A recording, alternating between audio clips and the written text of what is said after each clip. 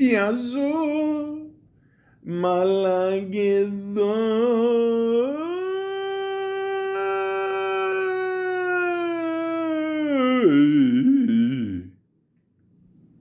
Welcome to the Malaka podcast. Adam Driver. You don't look like the typical movie star. Has that been a help or a hindrance? I've worked consistently, which is nice, with people that I've wanted to, always dreamed that I wanted to work with, and in that sense, it hasn't. I look how I look. I can't change that. So I guess it helped me. Ladies and gentlemen, I'm a heterosexual male, but I'm going to be honest with you. If this is considered ugly in Hollywood, then I am fucking screwed. I'm 41 at the recent time of this recording, and yeah, I am not going to get any more prettier. It's all going to go downhill. But I don't know. I mean, if John Wick had a kid, I assume it would look like Adam Driver. So this is a recent interview he was in, done by Chris Wallace. And yeah, he just goes off on his looks. He just, I don't know, like, is there something there with this guy? I don't, not that there's anything wrong with that, quote Seinfeld. But he just kept going off here. Did you ever early in your career think, man, if I looked like Robert Redford, it would be easier? If I look like Robert Redford, it would be easier. Because let me tell you, I've thought that. Yeah, but it would just be different. I would be giving something off. Maybe I'm trying to be diplomatic, and I guess if I was alone in a room, I'm like, who doesn't want to look like Robert Redford? Ladies and gentlemen, this is a very disconcerting interview. I think what Mr. Wallace here is trying to say is, I don't know, Adam Driver's a bad-looking guy. Mr. Wallace, do you own a mirror? I mean, you look like Mitch McConnell, with even bigger ears, if that's possible. Which, by the way, ladies and gentlemen, as you get older, your nose and your ears keep growing. So that explains why all British people past the age of 60 look like Dumbo. But seriously here, it doesn't matter here what Prancer is trying to say here in this interview. I think Adam Driver's a pretty cool dude. All right.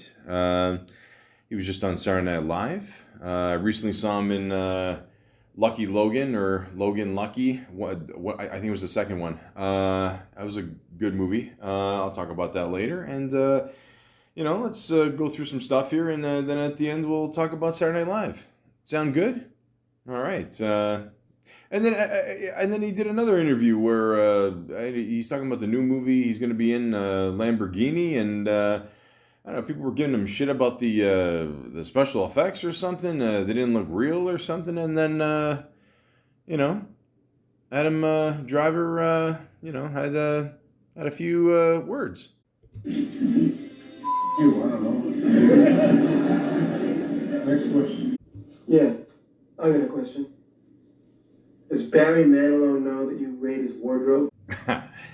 I'm sorry, ladies and gentlemen, I just had to do it. Plus, they kind of got like the same hair. I mean, a little different texture or whatever, but and I don't have I shave my head every 2 weeks. The point is, okay, I don't know where the fuck these questions come from. I mean, just try to keep it classy in the interviews here, I mean, just like I do on my podcast. And by the way, I still need 1,000 subscribers, so help a brother out, okay?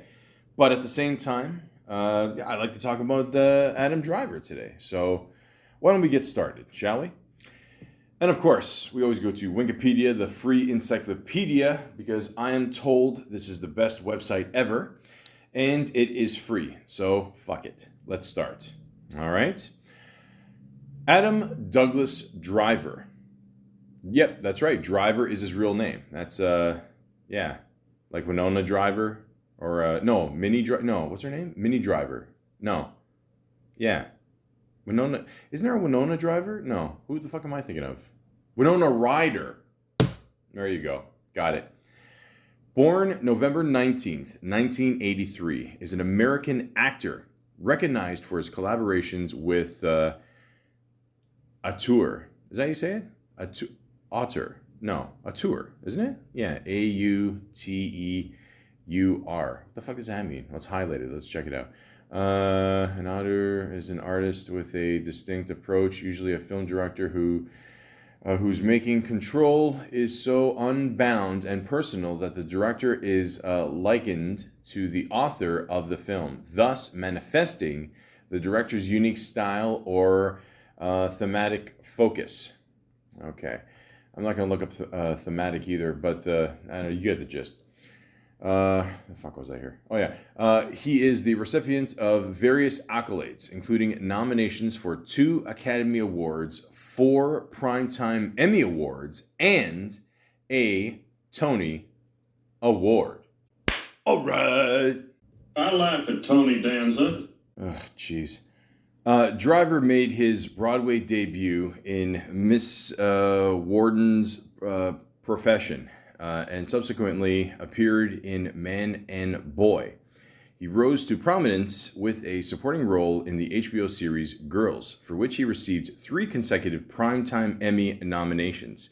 He began his film career in supporting roles in Lincoln, Francis Ha, and Inside Llewyn Davis. He won the Volpe Cup for Best Actor for a leading role in Hungry Hearts. Driver gained wider recognition for playing Kylo Ren in the Star Wars sequel trilogy. He played a poet in Patterson and had supporting roles in the religious epic Silence and the heist comedy Logan Lucky. Yeah, it was the second one. In 2019, he returned to the stage in the Broadway revival of Burn This, for which he was nominated for the Tony Award for Best Actor in a Play.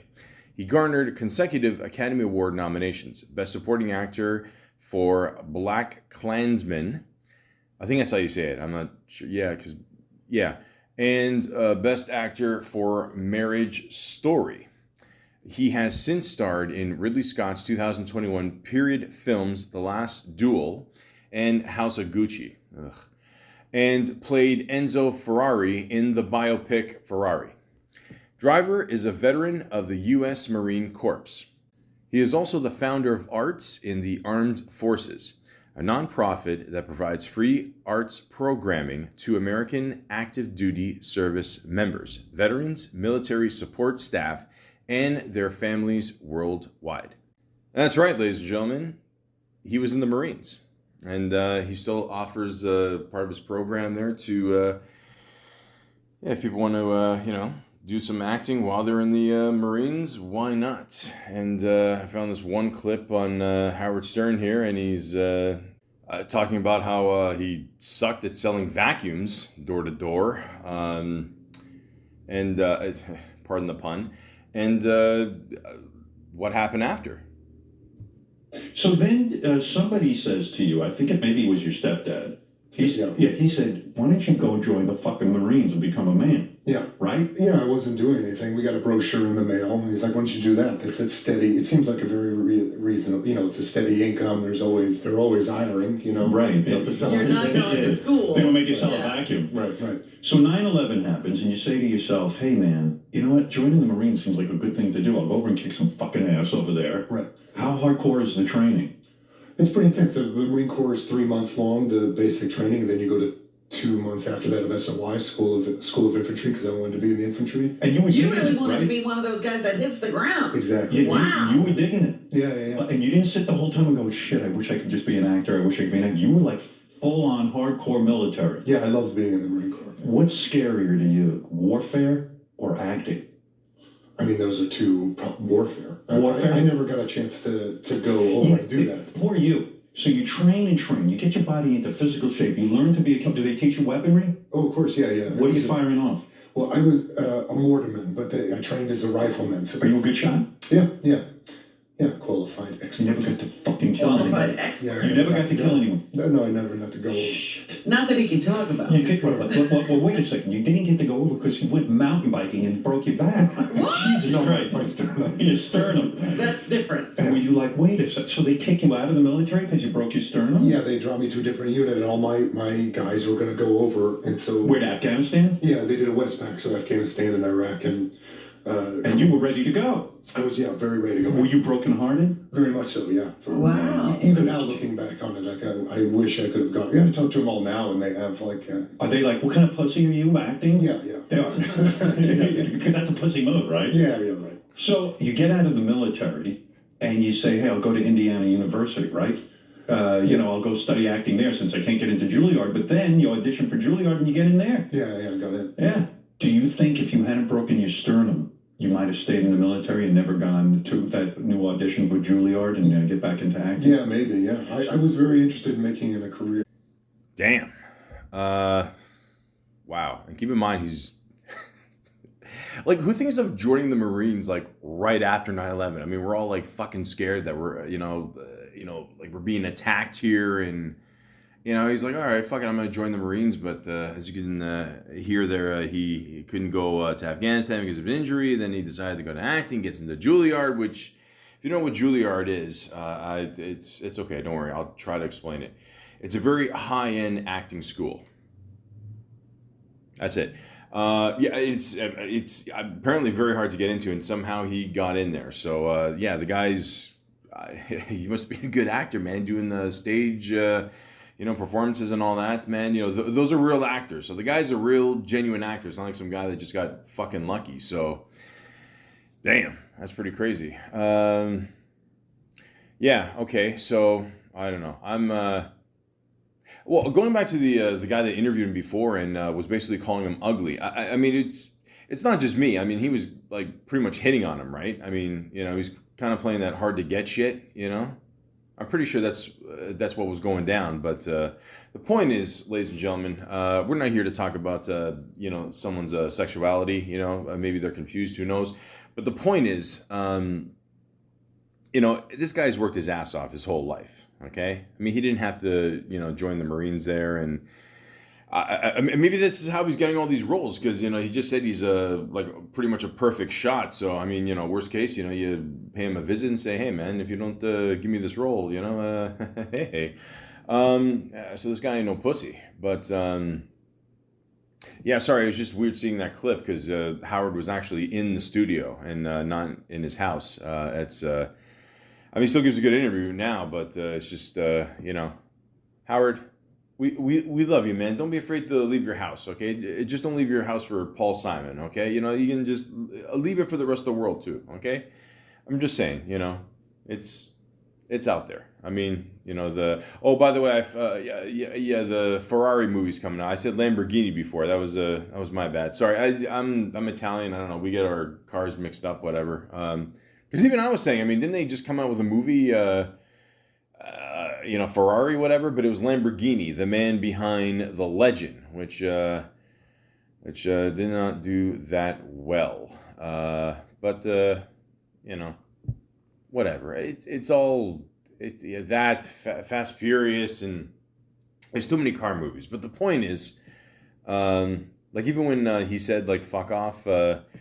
I don't know, to the one guy in the stands there, which, by the way, I mean, a lot of actors should just tell these guys to fuck off. I mean, they're way too nice. I get it. We're all being watched here, and someone's gonna, watch us be, act like an ass for, 4 seconds on TikTok. But, don't be afraid to stand up for yourself, I mean, I don't know. The one guy beside him there, I don't know, I thought it was Jeff Goldblum there. I thought he grew a ponytail. I don't know, but. I don't know, it was funny how he pointed to the one guy in the audience. He's like, yeah, it's that guy being a jerk off. Yeah. But who knows? That might be, strapped right there. The point is, ladies and gentlemen, there's more facts to talk about with Mr. Driver here. And I still can't believe that's his last name. I mean, that is a cool fucking name. But according to Ranker here, here's 20 more interesting facts. So let's do it. He's just as surprised as you are that he's a sex symbol. The awkward and realistic sex on girls probably started the notion that Driver is some kind of new idea of a sex symbol, and surprising for Driver himself.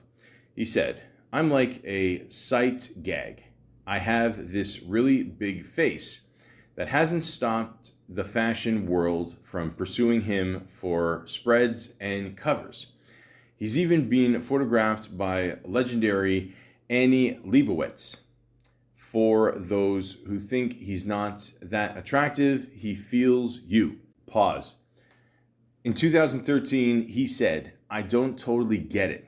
I mean, when I read for girls, I was like, the script says handsome carpenter. So someone else is going to get the part. They'll have someone handsome, not me. I mean, I'm not in any danger of getting leading man parts." Yeah, it was one of his first roles that got the ball rolling there. And yeah, I remember there was a scene, I think it was one of the first scenes where he's with the girl there and he just like grabs her fat and just, says, come on, I still love you, don't worry, But, when guys do that to girls, we're doing it out of love. You know what I mean? I mean, we all got love handles. We all got stretch marks, and it's who cares? Who cares? Okay, none of us are gonna get cold in the winter. That's what that means. But he started a fight club in high school. What the fuck? Driver's rules were more realistic and less poetic than Chuck Palahniuk's. The guy in fucking Fight Club. Why didn't you just say the name? No hitting in the balls, a good rule. But that is a good rule, by the way. I remember one time, I mean, like I'll tell you a little short story here because, nobody listens to this shit. No, it was middle school. Yeah, we're all just like, I don't know, kind of horsing around, whatever. And was it before or after gym class, whatever? I don't know, just all fighting each other, whatever. Like, there's a point where, like, we were all giving each other wedgies and shit and playing quarters. Remember that? Like, you throw a quarter against the wall with someone else and whoever wins gets the quarter. Again, ladies and gentlemen, this is way before phones and, it's, we had the... remember Pogs? But anyways, yeah. And then there's one kid who I don't know. He didn't seem to be all up there. I don't know. Who knows? And he just came out of nowhere and he just kneed me right in the balls. And it's a horrible feeling to get kneed in the balls. Like it really is. I mean, like ask the cameraman, from Dennis Rodman. And it's because at one point, like you see the guy arguing as soon as he gets hit, he's like. Like it's a slow burn, you know what I mean? Like, and then I don't know, like like my buddy stepped in there, and then he said, "Hey, like what are you doing?" He kind of pushed him aside and just kicked him in the ass, and so me, my buddy, and him had to go to the principal office, and he lined us up, I don't know, we're all sitting at three, in the room there, just beside each other, and he. Looks at, I think he looks at me first, and he goes, "Well, you're the third person that's at fault here because you were horsing around." And then he goes to my buddy, "Well, you're the second person at fault because you hit the guy and hit him in the bum or something. I don't know. Maybe he said ass. Who knows? I just assumed. I don't know. He just wasn't hip." And then he goes to the guy that kneed me in the balls. He goes, "Well, you're the number one person that's in trouble because you kicked or kneed somebody in the groin, and if he grows up, he may not be able to have children if thing." And I mean, jokes on him. I haven't had children for other reasons, morning after pill. The point is, it was just a surreal experience. Okay, and again, this is way before phones, so. If we could download porn on our phones, this would have never have happened. But the point is, yeah, no hitting in the balls, awesome rule. Totally agree with you. Anyways, but the reasons for fighting were the same as in the David Fincher film. There was a guy that rode by on a bike one time, he said. "What are you guys doing?" So I fought him. But, okay. Yeah, I don't know. I guess they didn't have phones either. And instead of a dank basement, Driver's Fight Club was an open air affair. He said they had a big grassy field behind fucking. He loves the word fuck like me. Two things in common we have. Celebrations Unlimited, an event space that people rent, but to get married or whatever. And we would go out there in the middle of the night and beat the shit out of our neighbors. Okay, so he can fight, he can shoot a gun. Okay. Again, ladies and gentlemen, these are all great factors to have if you want to get leading roles. Because I'm assuming the majority of men in Hollywood are probably 5'8",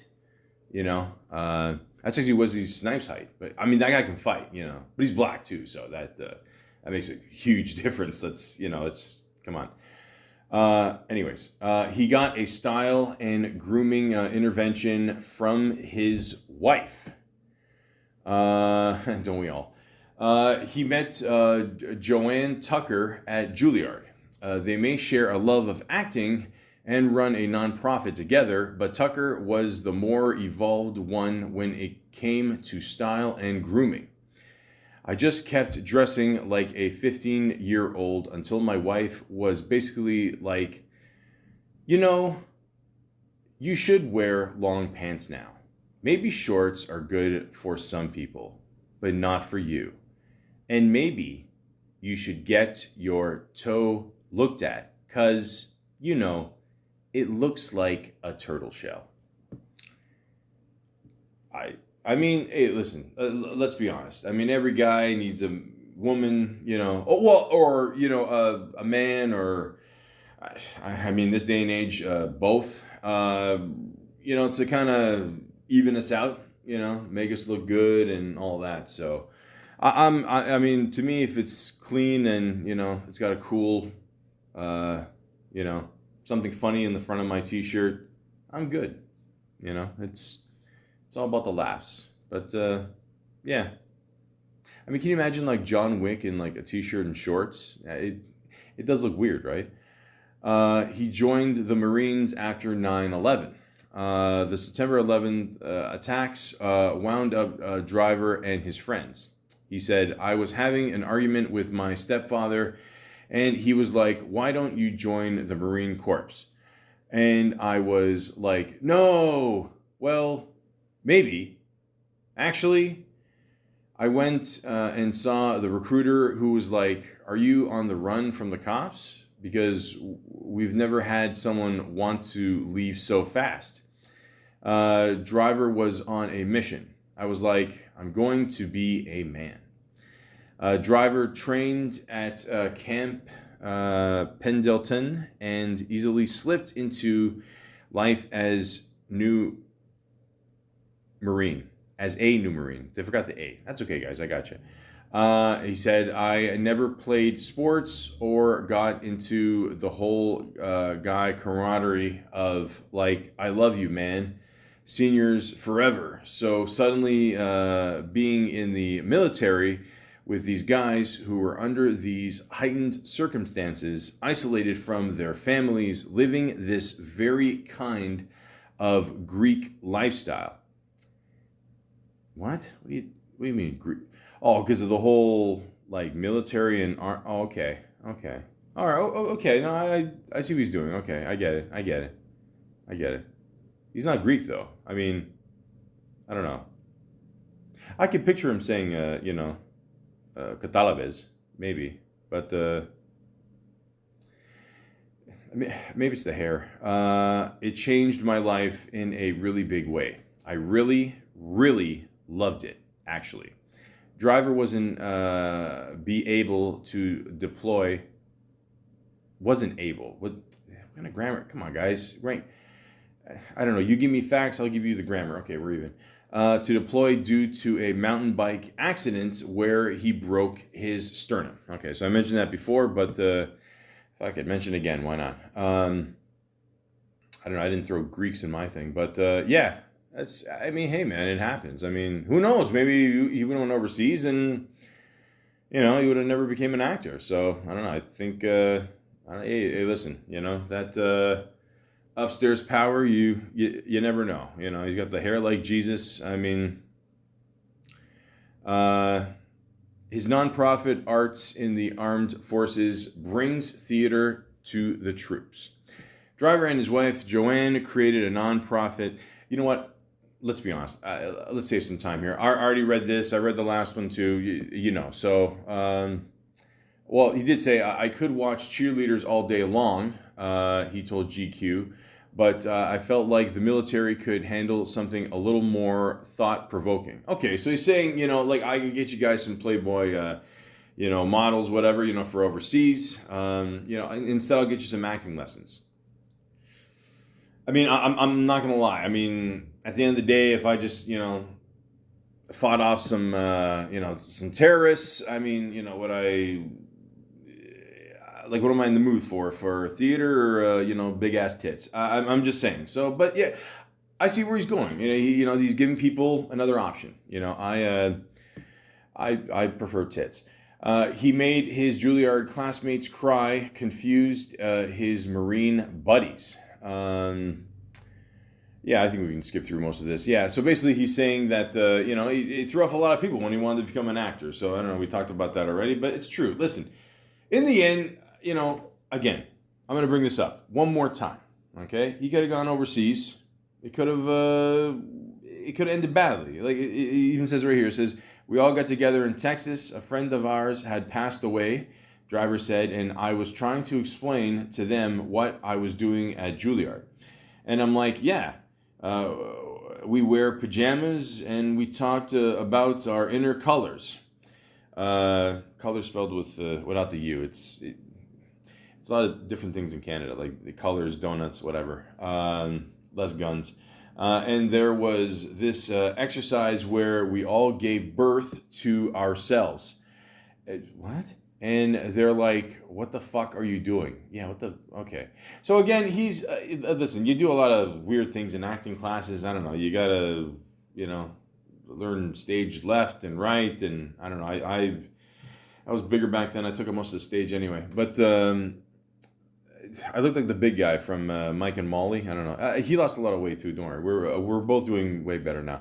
The point is, listen, you want to become an actor from being in the Marines, I mean, in the Navy, didn't the YMCA come out with that song? And didn't the Marines for a while, like again, I don't think I'm overstepping here. Like, didn't the Marines for a while had that connotation that they were a little well, let's just say a little more lighter on their feet than they were the Army guys. So hey, I'm just saying, I'm not saying there's anything wrong with that. I'm just saying, like, listen, acting is cool. Okay, if you can go into acting, why wouldn't you? That's all I'm saying. And I'm sure his buddies there, didn't understand it. So but then he probably showed him like how much he gets, for doing this shit. Then they're like, fuck it. He's seen Girls once. I saw the pilot of Girls with Lena on her laptop, and I was like, this is fucking terrible. Not the show, but the experience. I can't help but see the mistakes, he said. All right, hey, look, it happens. That's your problem, man. You got to do what Harrison Ford does. The guy that we'll talk about that in a bit. Don't watch your shit. What's the point? As long as the check clears, you're good. Don't worry. He'll always be a theater guy. Driver graduated from Juilliard in 2009 and returns to the stage between his TV and film gigs. A quick rundown of his theater work includes Slipping, The Retributionist, The Forest, and Miss Warren's Profession opposite Cherry Jones. He also played Louis Ironson in Tony Kushner's Angels in America, replacing Zachary Quinto. All right, so listen, the guy still loves the theater. There you go. Why not? He's not a fan of the internet. Hey, look, man, I don't have to tell you. I don't know. You're on your own with that one. He's even judging your love of cat videos. Everyone is so used to having. I didn't get that. What's wrong with pussy? Having everything immediately, and that doesn't seem to lend itself to things being good. He told GQ. The things on there, they're just mediocre. I don't know, man. Listen, I remember, I think the first video clip I ever saw on the internet was, and I'm sure it's out there still somewhere, is, I know for most people it was that guy going nuts in the cubicle there, like smashing his shit. He looked like a Milton from Office Space, minus the red stapler, of course. But the first one I saw was it the monkey in the tree, and like he's just bored, because he's got no internet, and he takes his finger, sticks it right up his ass. I mean, it's he's fucking wrist deep there, and then he takes it out, and he snips his own finger, and it's so bad that he like leans back and falls out of the tree. It's classic. And this explains my this explains why I didn't get into Juilliard. But the point is, I get it. It's too much, especially if you're an actor. Don't read the comments. Forget it. It's not worth it. He has some strange chicken-related food habits. He used to eat an entire chicken every day. He probably shot it. It got tiring. Go to the store, buy it, eat it. It's a mess, says you. So he ditched the chicken routine and started eating 6 eggs. 4 of them were just yolks. I don't know. I got cut off here. I don't know. Okay. Every day I have a control problem. I hate the feeling of not being in control. Who'd have thought that? He also works out obsessively. I feel like I have to move violently once a day or I'll lose my mind. Listen, with your fucking history here and your training, buddy, you can do whatever you want, okay? You want to run a fucking marathon, go for a nice plunge, I don't know, shoot some chickens, I don't know, something to Costco. It's up to you, man.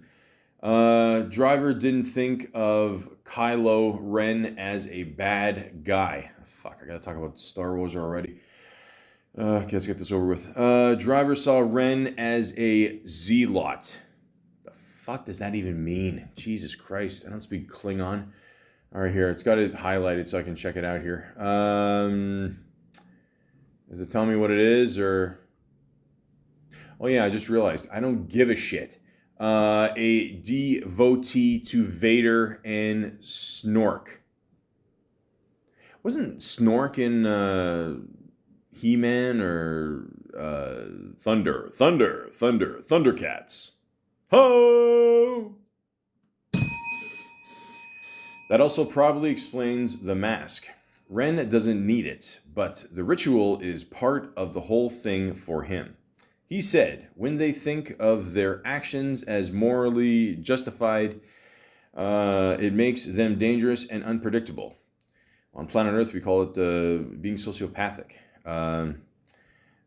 Anybody else fans of It's Always Sunny in Philadelphia? Or okay, I forgot the name of that actor, but he was good in that BlackBerry movie. I don't know. He should be nominated for Best Supporting Actor. But anyways, yeah, he's fuck. It's still a good show though. There's no level they won't go to. They put 2 twice. It's okay. I got you. Accomplish what they're after. I never thought of the character as an evil person, he said. Okay, well, you're technically in a Disney movie and you're dressed in black. So, yeah, your chances are you're going to be a bad guy. I mean, I'm assuming in the first 20 minutes, you kill somebody gets killed. It's just the way it is, in these Disney movies. God bless them. I grew up on Disney movies. But I'm just saying, I mean, some bad shit will go down. But, at the end, everybody learns a nice little lesson. You don't need 3 wishes. You can just be happy with, your woman who's a princess, and you got a cool genie friend, and you got a monkey, who's a pet monkey, and hopefully it doesn't stick its finger in its ass. And like if it does, you can, just laugh your ass off. He followed Dunham's lead for the sex scenes in Girls. The first time Driver had to do it, or to do a sex scene, was for Girls, with creator and co-star Lena Dunham. I thought, this is weird, Driver said. People are filming this, and usually I do this privately. But Lena is so comfortable in her body, and there's so much storytelling that's happening in the sex scenes. He acknowledges that the sex scenes were important to the story. It was very much in line with those characters. It wasn't just, sex, graphic sex, for the sake of it or just for the sake of being controversial. There was always so much conversation went around those scenes. Hey, it's not Basic Instinct, unrated version or director's cut, but yeah, I'm sure it can be awkward, but hey, you do what you got to do. He wasn't a fan of the Kylo Ren mask. I don't know. It looks like it's metal, or I don't know. It looks like kind of looks like an evil elephant. Sure, the mask looks cool. No, it looks like a mail slot. But it's not exactly an actor's favorite thing to work with. In fact, Driver could hardly see out of it. It was terrible. To this day, I still don't know who's in the movie because I haven't seen anybody. All right, well, what are you going to do? He lived a relatively sheltered early life. Driver was born in 1983 in San Diego. His father was a preacher. After his parents divorced, his mother moved the family to Indiana, where she remarried a Baptist minister. Oh boy. Driver and his sister sang in the church choir, and his mother played piano. It sounds like The Simpsons' neighbor. He was active in high school theater. After graduation, he worked various odd jobs. Telemarketer, been there, done that. Door-to-door vacuum salesman, mowed lawns. Yeah, did that too. He lived in a back room of his parents' house and paid rent. I couldn't go to the front of the house. They made me buy my own refrigerator and microwave. He was compartmentalized kind of relationship with his parents still. He didn't tell them when he was cast in Girls. It's just hard to keep in contact, he says with a shrug. We have very different lives. Huh. Okay. Hey, listen, we all can't get along with our parents, right? Hey, look, you gotta buy your own fridge? Fuck. I mean, that's, I mean, I was given an old fridge with my apartment, and I don't know, my stove still says Eaton's on it, but that's a good joke if you're Canadian. But anyways, but listen, it'll literally like cook a pizza in like 10 minutes. When you come home drunk, it is, there's nothing better. There's a cat in Brooklyn that looks just like him. That's terrible. No. Well, it looks more, why? Because the ears? No, it looks like the cat's British. That's all. No, it's just stupid. You people got to get hobbies, man. Like doing a podcast that nobody listens to. His audition for Girls changed the way Dunham wrote his character. Adam Driver is intense. Yeah, no shit. That's his thing. This inspired Girls creator Lena Dunham to alter her original vision of Adam Sackler. Sorry, that's okay. Again, another reason why I'm not in a pristine school. Driver showed up to the Girls audition holding a motorcycle helmet, which Dunham found highly intriguing. His take on the character took Dunham by surprise. She was even moved to jump in and read with him. We played around for a while. I feel like we found something that was playful and seemed to kind of work and make sense. His intensity informed the writing from the start. We were starstruck even though we'd never seen him before. All I could mutter was, wow, you have the same name as this character, like a total dingbat, Dunham said. Yeah, that's true. Sorry, I can get past the Sackler. But yeah, there you go. Hey, listen, sometimes, listen, one of two things happen on set when you work with an actor, okay? Either you get along or you hate each other. So right off the bat, if you know you're going to get along, it's perfect. He moved to Los Angeles, but only lasted 2 days. Fuck, it's one more day than I probably could have. Can you imagine a fat white guy like me walking around and shit? I don't know. Like first of all, nobody walks around L.A., or so I'm told. I'm gonna be left for dead in my boxers probably, just like Stifler was back in the day when he auditioned for Baywatch. Yeah, it's a good story. Look it up. I can't do everything for you. After initially being rejected by Juilliard, he went to Los Angeles. He drove his 1990 Lincoln Town Car from Indiana and broke down just outside of Amarillo, Texas. He arrived in LA with only limited funds and only stayed for 2 days. He said, "It was really embarrassing, actually. I had said goodbye to friends and family, like, so long, guys. I'm out of this shithole town. Onto something. Literally, like 4 days later, I was moving back in with my fridge." That's good. Well, I mean, look, you paid for it, man. You gotta, God only knows how old my fridge is. I gotta talk to my landlord. But the point is, I'm gonna get one of those that make ice. I like a lot of ice in my drinks. I don't know. That's just me. I don't know. Maybe it's a Canadian thing. I don't know, because I'm fat and always hot. The point is, yeah. Listen, L.A.,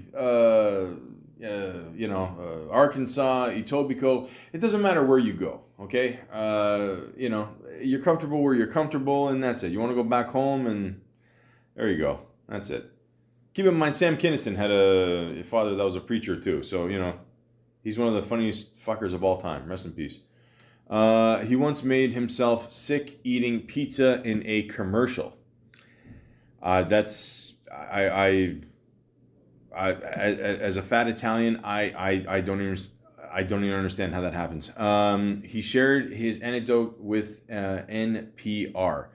He said, "I did a pizza commercial. Actually, I don't even think it was for pizza. I think it was just in the scene we ate a bunch of pizza." So far, this is my dream. This was right when I got out of the military. And then I was living in Indianapolis. And it was, taking anything that came my way. But I don't remember what it was for. I just remember we ate a lot of pizza, and I got really sick.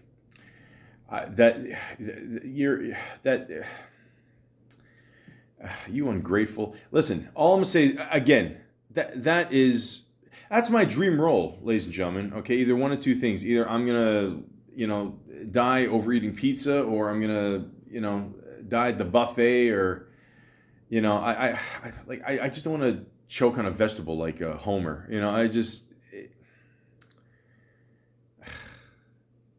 And he got paid for it, probably.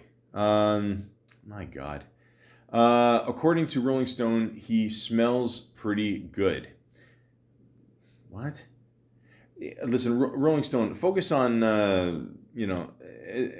I love you. Listen, I just want to say this about Rolling Stone. I've done the podcast there about the, or what they think is the, top 200 hip-hop songs of all time. Clearly, they have no idea what hip-hop is anymore. But the point is, listen, the magazine changed when when now it looks like Glamour. Just focus on making it look more rock and roll again. That's listen. I know rock and roll is kind of disappeared. If you told someone in 1985 rock and roll music would not exist, I get it. They wouldn't get it either. But even still, don't go smelling people. It's weird. For some reason, people are obsessed with how Adam Driver smells. His Girls co-star Lena Dunham said, "I've been asked what he smells like more times than I'd care to admit." In a 2014 interview with Rolling Stones, Alex Morris wrote that Driver smelled freshly laundered. Well, yeah, it's called doing laundry. I mean, Listen, I would not be surprised if this guy's worth millions of dollars and still does his own laundry. He seems like an old school dude, and again, you gotta watch out who, who washes your undies, man. You don't want some like dirty person cleaning your, underwear. That's sacred, bro. Fuck that.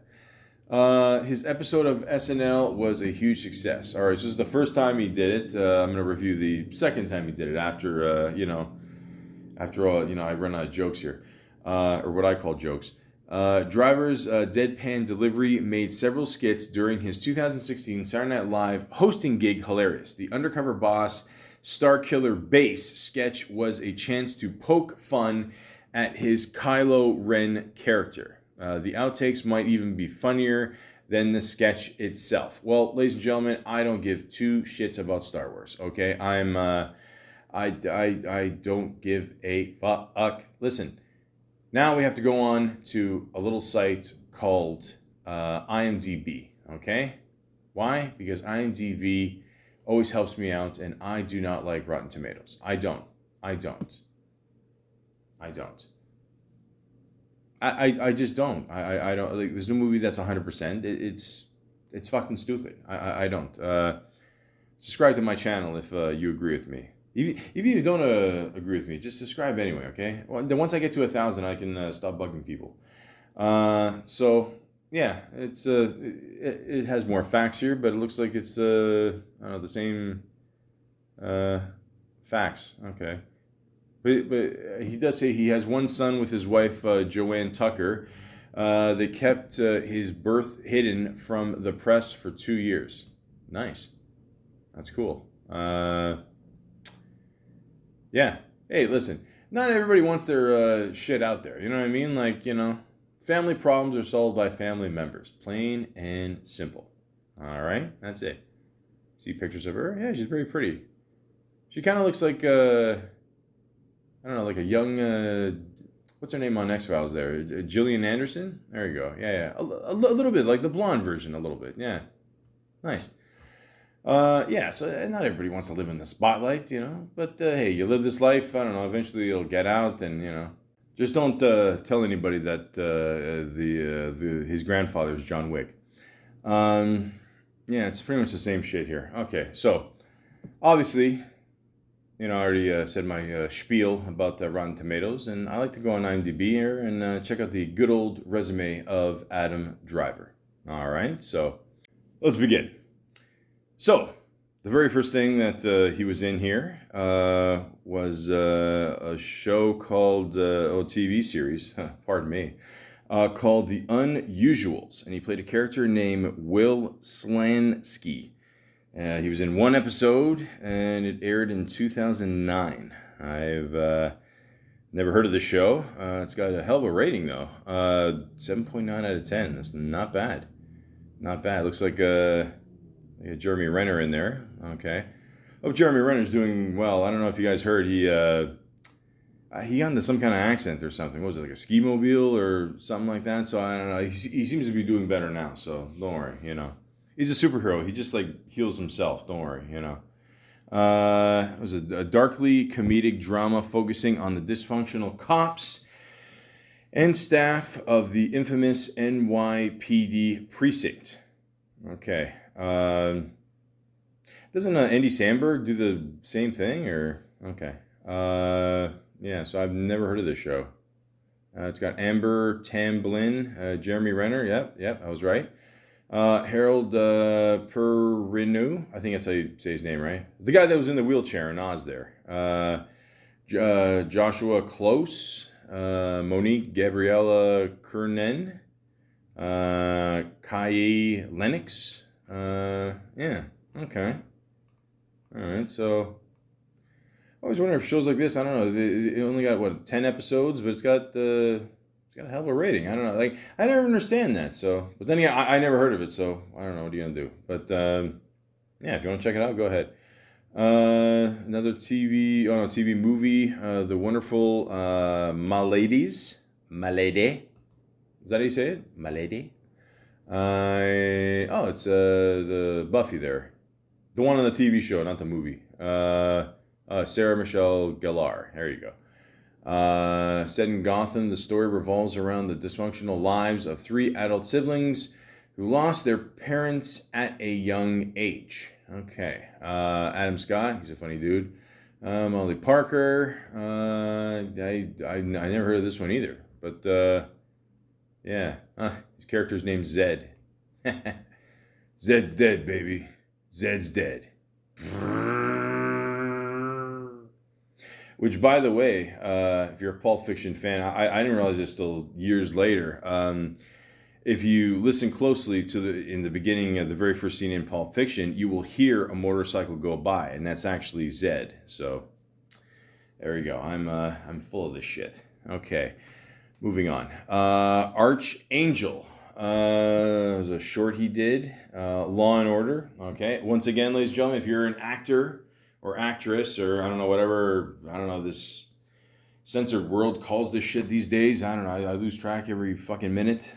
You got to be in a Law and Order. You got to be in a CSI. It's pretty much a gimme. It's it's like I don't know, what's it what's it called? The pretend toilet that the kids use. The not porta potties. That's what the grown people use.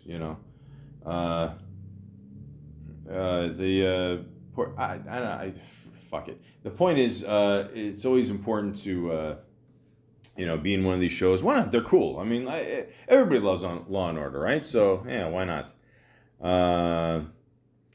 Training potties. Is that it? Yeah. Okay. Whatever.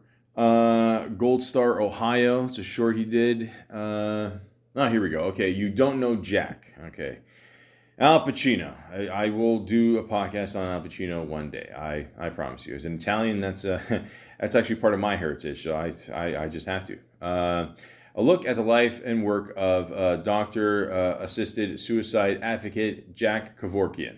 All right. So grew up in the 90s. I mean, this guy was kind of a big deal where he would literally help kill people. And of course, he, got in a lot of shit for that. And, they made a movie years later with Al Pacino in there. So there you go. A good little movie. Good. It tells the whole story, even showed up on 60 Minutes there, which was a big deal at the time. So I don't know. I thought Al Pacino did a great job, but John Goodman too. Yeah, but I didn't even know he was in this movie. So there you go. But hey, one of your first gigs, you get to work with one of the best actors of all time. Again, why not? Star Tours, The Adventures Continue. Oh, yeah, it sounds better. Okay. Yeah, so it was a short he did. He was a voice of Kylo Ren. Oh, okay. So things to come, or did he? Dude, while he was doing, I don't know, because IMDb sometimes goes up and down here. I don't know, whatever. Voiceover work with Disney, it's always a nice little paycheck. He was in the movie J. Edgar. Ugh, Christ. I talked about this in the Leonardo DiCaprio podcast. It's not one of his best movies. Let's just say that. Clint Eastwood too, director, all of that. I've said this before. I love Clint Eastwood movies. I love him in it. I love him behind the camera or whatever. But who's ever doing the makeup in these movies definitely needs to step up their game. I'll just say that. If I get in shit for saying that, fuck it. But someone's got to say it, okay? I mean, if you watch that, Jersey Boys, how they aged him at the end there, it did not look good, man. No. So, yeah, he was in this movie too. I didn't even know that. The Basement, a short he did, no movie poster. Sweet Nothings, a short he did, again, no movie poster. Law and Order, Special Victims Unit. Listen, if it ain't broken, don't fix it. Gay By. Is that how you say it? Gay By. Well, Gayby. Yeah, Gay By. Okay, so shows a man and woman in bed here, and they both seem kind of like frustrated and confused. Okay, so not the best rating, 6 out of 10. So yeah, so he was in that movie. Another short he did, I'm Coming Over. Then he was in a movie, Not Waving but Drowning. Okay. Well, usually people wave around when they're drowning, right? That's how you get attention. Francis Ha, which I mentioned before. Good rating, 7.4 out of 10. It's not bad. A New York woman apprentice for a dance company and throws herself headlong into her dreams, even as the possibility of realizing them dwindles. Okay. All right. No, I did not see this one. Okay. It's the same guy who wrote Squid and the Whale. I don't know if you ever saw that one with Jeff Daniels. That's such a good thing. On another movie he did, which we're going to get into a little bit. But yeah, I did not see this one. Maybe I should check this one out. Maybe you should check it out. I mean, again, it's up to you. I can't see all these movies, guys. I can't, you know.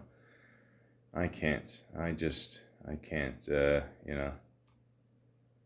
Too many TV shows. Oh, he's 6'2.5". Okay. Yeah, he seems like a tall guy, so okay. I think to be in like the Marines or Army, I think you have to be at least 6 feet, right? Yeah, or something like that, or is it like to be a cop, or I don't know. I'll be honest with you. I had a podcast, you know, people actually listen to. I do more research, but I'm kind of just winging it. But yeah, okay, that's cool. So yeah, if you want to check that out, then go ahead. And he was in the movie Lincoln with Mr. Daniel Day-Lewis. Fun fact: I think originally they wanted Liam Neeson to play Lincoln, but he backed out of it, and then they got Mr. Lewis here. So there you go. Yeah, I don't remember him in the movie, but great movie. You know, a little long, but yeah, you know, it's about the Lincoln. You know, he likes black women as much as I do. No, seriously, it was a good movie. The River, it's a short. He did. He likes his shorts. Wearing shorts, being in them, whatever. Blue Bird. Yeah, movie he did. Inside Llewyn Davis. I think I pronounced that right. Yeah, I think it's a Coen Brothers movie, isn't it? Yeah, this came out of. Oh wow, it came out that long ago. Fuck, I feel old. A week in the life of a young singer as he navigates the Greenwich Village or Greenwich. I think that's how you say it. Yeah. Yeah, the Mickey Rourke movie. Yeah. Charlie, they took my thumb. They took my thumb, Charlie.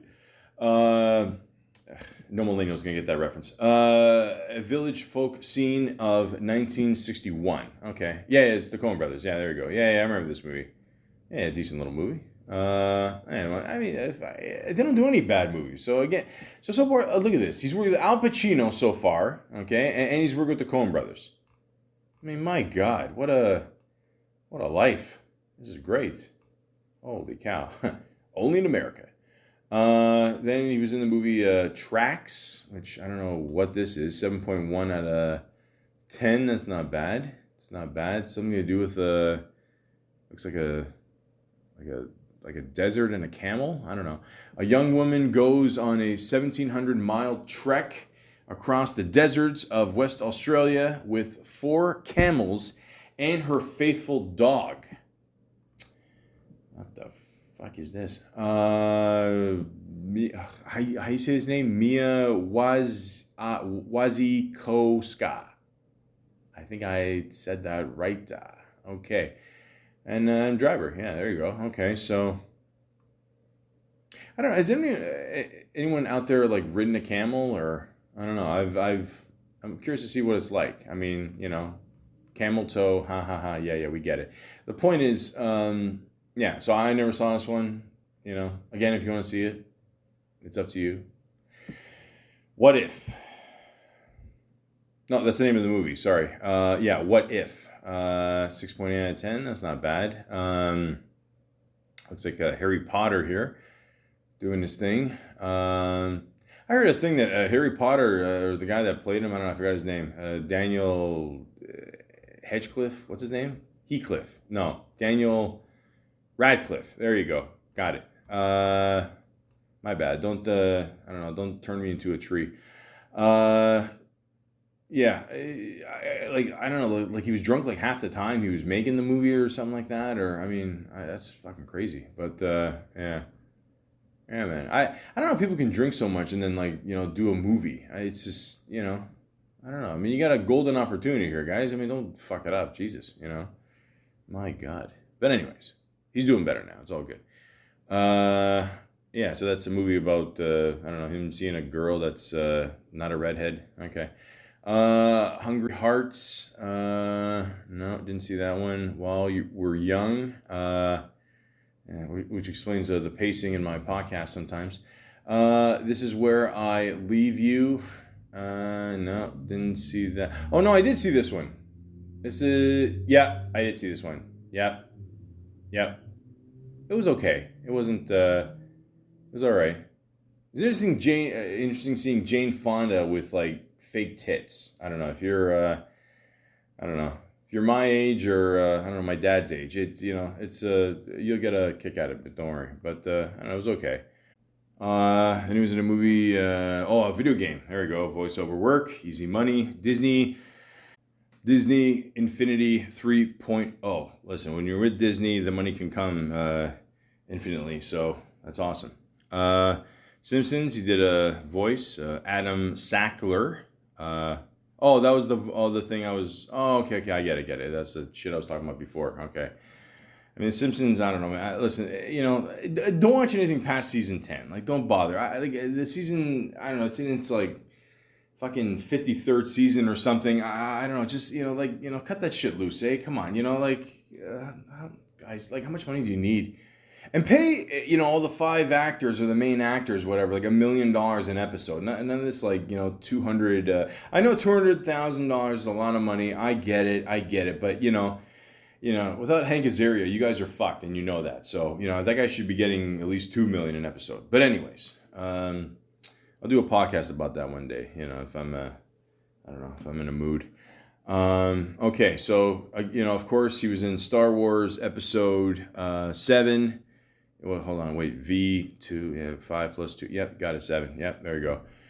Oh, thank God for the Rocky movies, which is another thing The Simpsons taught me. Remember when Bart was trapped in that room there and he had to remember Roman numerals? So, there you go, good segue. The Force Awakens. Fuck, I couldn't stay awake during this one. I'm just kidding, I didn't watch it. Maybe I did, I don't know, maybe I watched like clips or something. I tried watching all these movies, I can't get into it. I can't. I'm sorry. I can't do it. I don't know what the big deal is with Star Wars. I don't get it. Star Wars, Star Trek, you Fast and the Furious. I don't know what you people are on, man. I can't join you. I'm sorry. I'm not sorry. Somebody. I did see the scene where he did kill off Harrison Ford. And listen, Harrison Ford wanted out of this franchise for quite some time. The guy just wants to, build shit and fly his planes, just let him live his life. You know what I mean? Like, let it go, guys. Let it go. That's all. But yeah, Star Wars is about gay robots and a guy trying to find his way home or some shit. And I don't know. I don't care. I'm just going by with what the Family Guy says. But I don't know.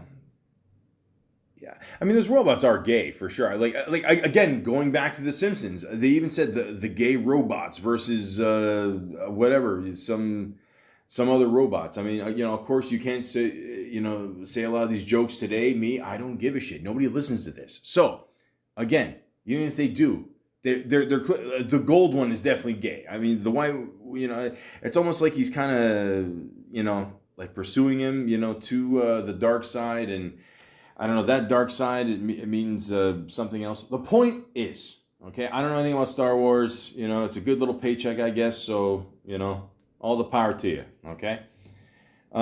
Midnight Special. Okay. Some jokes write themselves. Star Wars, The Force Awakens, read-along storybook and CD. Money, money, money. Okay, does the voice of that? Of course. Why wouldn't you? Why wouldn't you? You're set for life between this and Disney. Well, Disney owns Star Wars, right? Okay, so there he's set for life either way. Don't worry. The residuals alone, okay? Forget it. Just for wearing I don't know, like a black cloth, or fuck, holy shit, what a life. Patterson, it's got a decent rating, 7.3. He plays Patterson. Okay. A quiet observation of the triumphs and defeats of daily life, along with the poetry evident in its smallest details. Okay, I will probably never see this movie. If you want to see it, it looks decent, I guess. It's up to you. I don't know. Maybe again, maybe I got to be in a mood to watch it. I don't know. But it's up to you. Lego Star Wars: The Force Awakens. He does the voice, of course. Keep these checks coming in. Silence. Okay, this one, I did not see this one in its entirety. I'm not gonna lie. I watched the beginning of it, and I think it's one of these movies I totally forgot to watch the rest of it. Yeah, Adam Driver, Liam Neeson, Andrew Garfield. It's a Scorsese movie, right? Yeah. Okay. Yeah. See, I haven't watched this one yet. Okay, I'm told it's okay. I mean, yeah, 7.2 out of 10. Yeah, it's not bad. It's not bad. Okay, so all right, so I'm gonna have to check this out again. Again, me being Italian, it's in the books. You gotta watch every Marty movie here. So okay, that's cool. I got something to do this week. That's all right. And then of course he was in Girls. Okay, so we mentioned this before. He's in a total of 49 episodes. Okay. Now, I don't know a lot about Lena Dunham.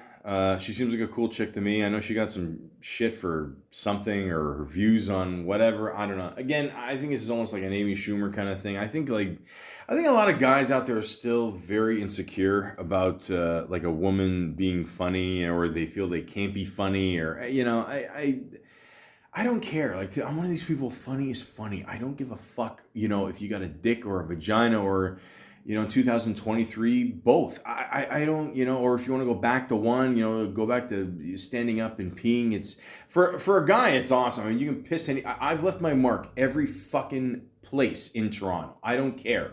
Okay. If you've walked in an alleyway in Toronto, I have pissed in it. Okay. The point is, girls are funny, guys are funny, everybody's fucking funny. Okay. So get the fuck over it. Okay. And I've seen a little, bit of the show. I didn't watch a lot of it, but I've seen the couple scenes here and there. I thought it was funny. So, I don't know. Go fuck yourself. Moving on. The Meyer-Rowitz stories, 6.9. Sorry. See, that proves I'm a guy. Did I ever... Sandler and Ben Stiller in the same movie? Huh.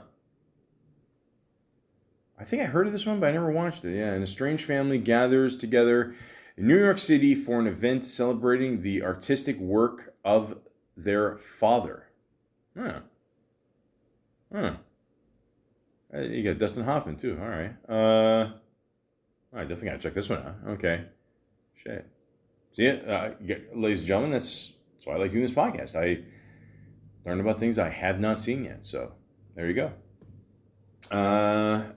Logan Lucky. Is it just me, or does Lucky Logan sound better? Every time I see his title, I don't know. The dyslexia kicks in, I guess. But anyways, I don't know if I have it. I mean, maybe I do. I don't know. Who knows? I'll do a podcast about it, and we'll all find out. Anyways, explains my reading, but yeah, he plays a character named Clyde Logan. Now, ladies and gentlemen, I'm not going to lie. When this movie first came out, I watched in the beginning. It's one of those movies I wasn't feeling. I don't know why the first 10, 20 minutes. But then I watched it years later, just recently, let's say the last 6 months, whatever. And I loved it. I thought it was really good. Two brothers attempt to pull off a heist during a NASCAR race in North Carolina. Now, do I believe in real life that Channing Tatum and Adam Driver could possibly be brothers? Absolutely not. But they do have good chemistry in the movie. Okay? Adam Driver's character has he plays a war vet, and well, you know, not that far off from in real life here. And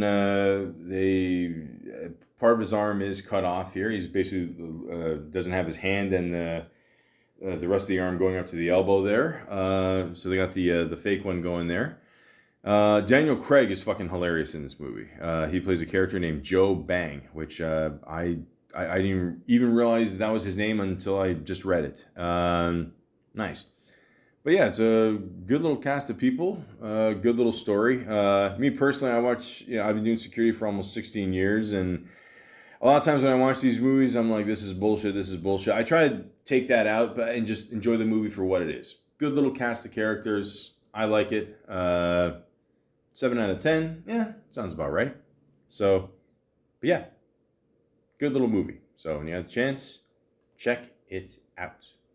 All right. Wherever streaming is possible. All right. We have Star Wars Episode 8, The Last Jedi. Okay. So listen, again, I don't know if, you know, I'm going to be honest with you. I don't know if Harrison Ford died in the last one. This one, I don't, you know, like him, I don't give a shit. I just want out. Yeah, so if you like Star Wars, you like this movie. I don't know. It's got the lightsabers and I don't know, you know, the music and all that shit. I don't care. I don't care. I don't give a fucking shit. Fucking shit. I don't give a fucking shit. Fucking shit. I don't give a fucking shit. I don't give a fucking shit. I don't give a fucking shit. I don't care.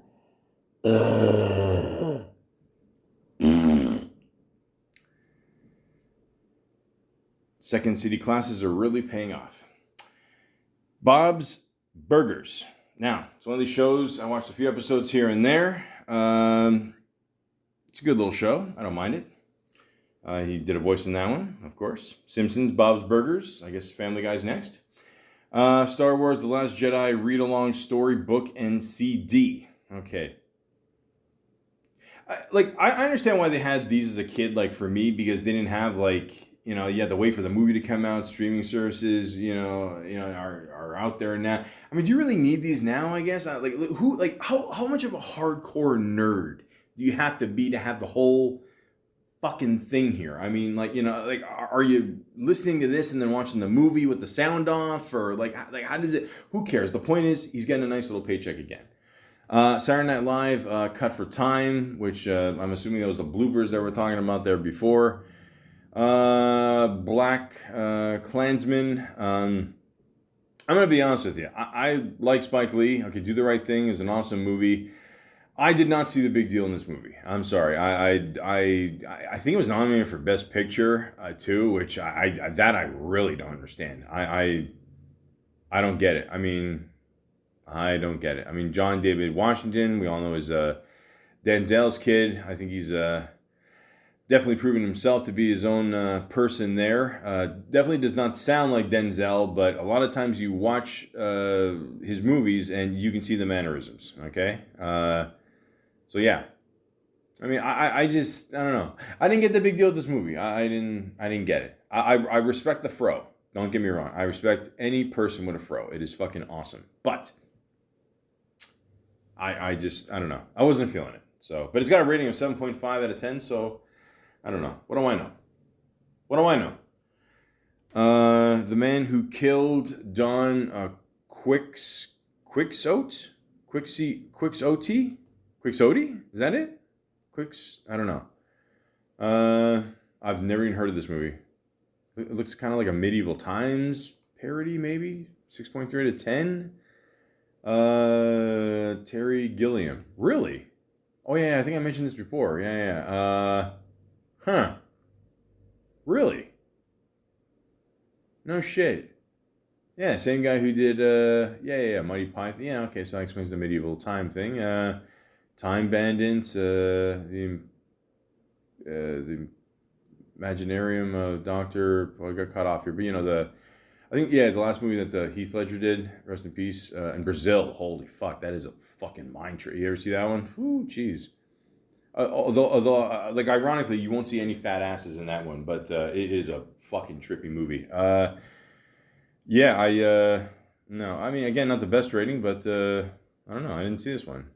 Like I said, I didn't even heard of it. So yeah, okay. Well, again, it gives you something to do during the week here. I mean, the writer strike is over, actor strike is over, so I don't know. We're not going to see any shit till, I mean, fuck, if we're lucky, till August. So of 2024, but something to do until then. So there you go.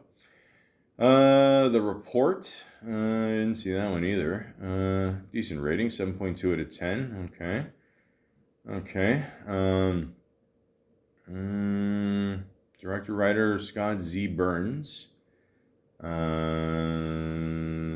else did he do here? The Bourne Ultimatum. Okay, I was a writer on that. Okay. I'll see. I mean, again, ladies and gentlemen, that's why you do a podcast, okay? To find out what films Adam Driver has been in and you haven't seen. So there you go. So, yeah, if you want to check it out, go ahead. The Dead Don't Die. Not the best rating there, 5.5. Marriage Story. Okay, so I don't know if the Star Wars, people aren't gonna, kill me after this. The people that made this movie probably will. Again, I did not see the big deal in this movie. I'm sorry. I mean, it's a cute little movie. I get it, but I mean, 7.9 out of 10, really? I mean, I don't know. I don't know. I do not know. I don't know. I mean, it's a simple family movie story. I don't know. It's like, I don't know. It's okay. It's a cute little movie to watch with your family, I guess. And, oh yeah, you gotta take care of the kids. And, oh yeah, you gotta deal with, everyday problems. And I didn't see the big deal in it. I'm sorry. I like Scarlett Joe here. She's cool. Thank you for proving that Colin Jost is actually straight. I don't know. I didn't get the big deal of this movie. Sorry. Star Wars. Fuck again. Jesus. Rise of the Renaissance. It's a short he did. Okay. All right. So we'll keep it short. Okay. Star Wars episode. What's 1X? It's 9, right? No. Is it 9? Yeah, because it's 1 before the... Well, it's got to be because we did 7, 8, 9. Yeah, there you go. Okay. I don't know. Guys, I can barely read. I can barely add. I mean, fuck. The Rise of Skywalker. Okay. Yeah, it's taken fucking 9 movies to find out this guy could walk. Holy shit. We got a bad rating, though. I don't know. You assume all these nerds love these movies. I guess not. Okay, so... All right, listen, again, Star Wars calls you, I guess you come, pause. But,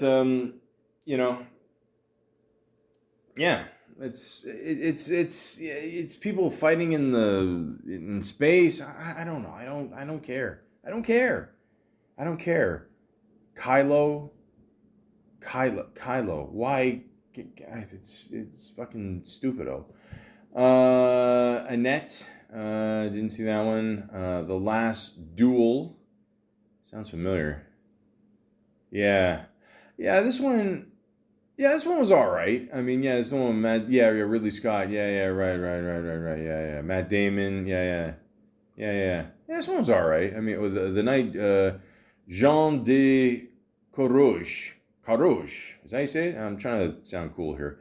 It's the one where Ben Affleck looks like a fucking dick. I mean, listen, the way they made him look in this movie. I mean, you listen. I know a lot of people don't like Ben Affleck already, but this one is, he's kind of punchable already. But this one, you just want to beat the shit out of him. Yeah, Either that or the beard that I don't know they gave Matt here. I mean, fuck, man, they got a. I don't know. Everyone's dressed like a medieval Matrix here. Must settle to dispute over his wife, Marguerite by Marguerite. Not gonna see this movie again. By challenging his former friend to a duel to the death. All right. All right.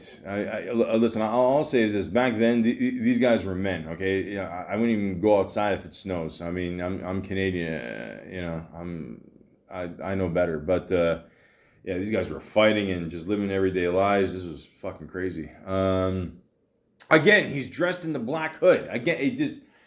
I don't know. You save money on wardrobe, but the point is, I don't know if you want to see. It's got some good action scenes in it. I don't know. I remember the story itself, but that's what happens with most action movies, anyways. Let's just be honest, I mean, I don't know. We didn't watch Schwarzenegger movies because the deep plots. Okay, we just wanted them, to kick ass and So I eat green berets for breakfast, and right now I'm very hungry.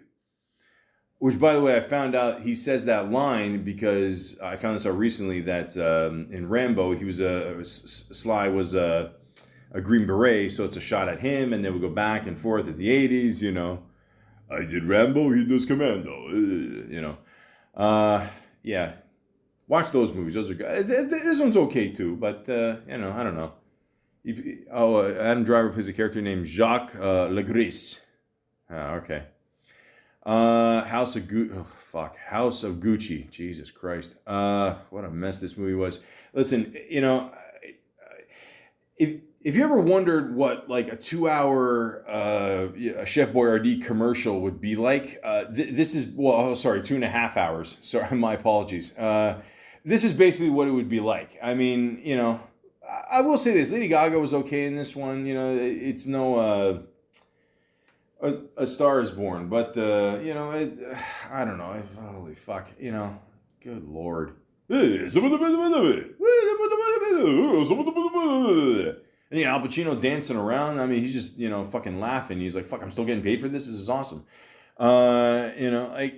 Holy fuck, what a mess. I mean, but you got Lady Gaga in there, Adam Driver, Al Pacino, Jeremy Irons. Jeffrey Tambor. Oh, I'm sorry. That's Jared Leto.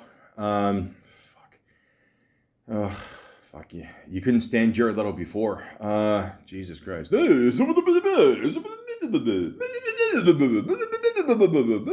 the fuck up. Jesus Christ. I mean, holy fuck. It's like Roberto Benigni all over again. Even Selma Hayek couldn't save this movie. Holy fuck. But yeah, this was just. This movie was just a fucking mess. I mean, I don't know. Fuck. Somebody choked me with a Gucci scarf. My God.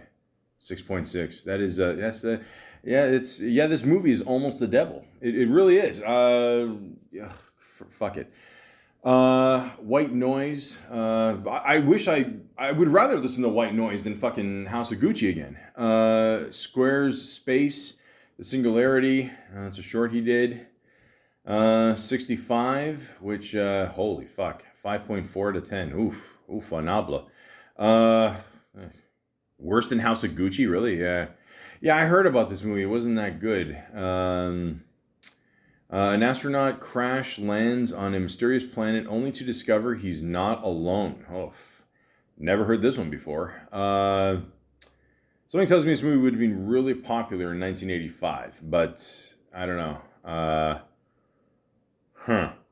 Okay, well, looks like maybe there's some dinosaurs or something. He's got a ray gun. Yeah, okay. Yeah, definitely something that should have been attempted in the 80s. But yeah, that's up to you. And then the last thing he's got coming out very soon, actually, is a little movie called Ferrari, where he plays Enzo Ferrari. Looks like he's part of the cast of Reservoir Dogs. Set in the summer of 1957 with Enzo Ferrari, auto empire in crisis. The ex-racer turned entrepreneur. I just love saying it like that. pushes himself and his drivers to the edge as they launch into the Miglia. Fuck, I think the second one I said right. Okay, a treacherous 1,000-mile race across Italy. Ugh, mamma mia. See, that's what happens when you know, like how many times have I made an Italian reference since House of Gucci? Now it's stuck in my head all fucking Sunday. Okay. Yeah, I shouldn't be swearing this much on Sunday, but you know, fuck off. So the rating so far on this movie is 6.6 out of 10. Not the best, you know, not what you want. But Vanellope Cruz is in it, so that's good. This woman does not age. Madonna mia. But the point is, I might check this movie out. We'll see what happens. Why not? My God, you look like a gangster. Seriously, he's got the slick gray, a little white on the side there, a little Paulie Walnut showing there. Yeah, okay, so. But again, you know, I do have to bring this up, and I should have brought this up with How Chiguchi as well. Like, he's not Italian. He keeps playing parts that are Italian, man. I don't. Maybe other Italian actors are turning it down, and then they're switching ethnicities or something. I don't know, but it's you know, listen. Just because you have a big nose, it doesn't mean you can play an Italian. Now, I can say that joke because I am Italian. Okay, so I don't want to hear any fucking shit. Yes, I am half Italian, half Greek, and an only child. Okay. I'm sure there were others, but I don't know. I don't think they got along with my mom. The point is, I had to look up what his background is. So it says his ethnicity for Adam Driver is, it says here, English, 1/8 Dutch, Frisian, whatever that is, German, Irish, Scottish, Scots-Irish, Northern Irish. I'm assuming if you are Irish, you will appreciate that, narrowing that down. More distant Welsh and French, remote Swedish. Holy fuck. Okay, so not even 1/16 Italian. So, like, how is this? What's going on here, guys? I mean, you know, like, I get it. Like Pacino, De Niro, you know, they're, you know, older now, you know, not too old to have more kids, but, you know, okay. And again, I'm not saying Adam Driver can't do it. You know, I'm not saying that. I haven't seen the movie yet. I don't know. But I don't know. It is kind of weird. But, you know, I don't know. I'm going to have to see it for myself. But, hopefully the critics are wrong in this case, okay? I mean, they were wrong about Roadhouse years ago, okay? Maybe they're wrong about this. So, you know, let's see, okay? But he's got 2 more upcoming things coming up. Heat 2. Okay, now I did hear about this, but I thought this was going to be a TV show. Okay, so now I'm very confused. Okay, so young Neil McCulley. He's rumored. Okay, so it's pre-production. Okay. So okay. Obviously, we all know the Heat classic. Okay. You know, De Niro, Pacino, you know. And by the way, it was them actually both at the table. It wasn't stunt doubles. There's an actual picture out there that proves it. Okay, I thought it was bullshit too, but no, it's an actual real picture. But anyways, it creates more, you know, mystery for the movie. But anyways, I thought they were going to make a TV show. That's what I heard. So now it looks like it's going to become a movie. Or is it both? Or I don't know. This is news to me. Sequel of Heat, 1995, gives the background and conclusion of the major characters' story. Okay, so obviously you got Michael Mann behind the wheels. That's awesome. Okay, so far it looks like it's just, Adam Driver. That's it. Okay, so, Okay, so, all right, well, no more TV show, I guess. Okay. But then again, years ago, I heard that they're going to make a Goodfellas show, you know, or based on Henry Hill growing up in the 60s there. But, you know, obviously that's not going to happen. But, Yeah. Wow. Okay. Interesting. Well, I listen. You cannot fuck this up. Okay. Heat right now on IMDb has an 8.3 rating out of 10. It is a phenomenal movie. Okay. That one. Like I don't want to give anything away, but the one scene where everyone's just blasting their guns like it's fucking World War III. You turn up the volume all the way on your phone. You know what? I fucked up there and said phone, but more than likely, you will probably watch this movie on your phone. But don't watch it on the big screen. Watch it on the biggest fucking screen you can find. Okay, it is a phenomenal movie. All right, but yeah, I just get nervous when I hear about these sequels. Especially these comedy sequels over the years. Like this movie's not a comedy. Don't get me wrong, but I'm just saying like it just it's all these remakes, reboots, and sequels like years later, and it just I don't know, just I don't know, but he's gonna play the young De Niro character, so okay, so again, just be careful, guys. Just know that this movie is very special to me. It's one of my faves by both Al Pacino and Robert De Niro, of course. Hell of a cast, okay? If you got the chance, watch that movie. So, I don't know, him as the De Niro character, really. I'm trying to... I don't think De Niro's anywhere close to 6'2". But... Okay, well, let's see what happens. Let's see what happens. Excuse me a sec, guys. Hi, God, it's Michael again. Yeah, I'm gonna do another prayer about another sequel or reboot that they're gonna attempt here. Please make sure that they make this into a good movie. I heard it was going to be a TV show, but I just recently heard about 30 seconds ago that it is going to become a movie now. So please make this a good movie. Thank you. I know how much you like that, God, so I figured I'd just throw that in there. But thank you again. All right, you always got my back. Appreciate it. That felt good.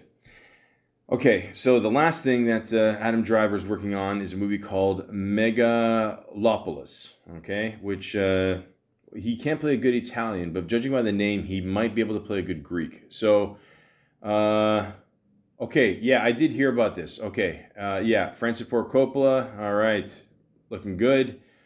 Hope the winery is going well. He's going to be the director and the writer. An architect wants to rebuild New York City as a utopia following a devastating disaster. Okay, so let's check out the cast, ladies and gentlemen. We got Jason Schwartzman. He's always good. Although here's another guy who, I don't know, he tried to play an Italian in Fargo. The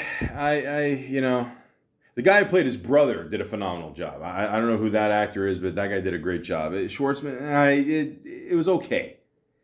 It was okay. Better than Driver, I'll just say that, for sure. Aubrey Plaza, Adam Driver, of course. Nathalie Emuel. Did I say that right? Okay. Fuck, man. Really? Christ. Excuse me. Fuck, man. Fucking shit, that little fucker. Fucking cocksucker. Ah, fuck, I thought he was gone. He did fucking ruin Transformers and fucking all the other shit. Yeah, I grew up watching. Fuck. Fucking little prick. God damn it. God, I'm sorry. God, excuse me. Just give me a second. Guys, give me one more second, please. Just one. I gotta do a follow-up here.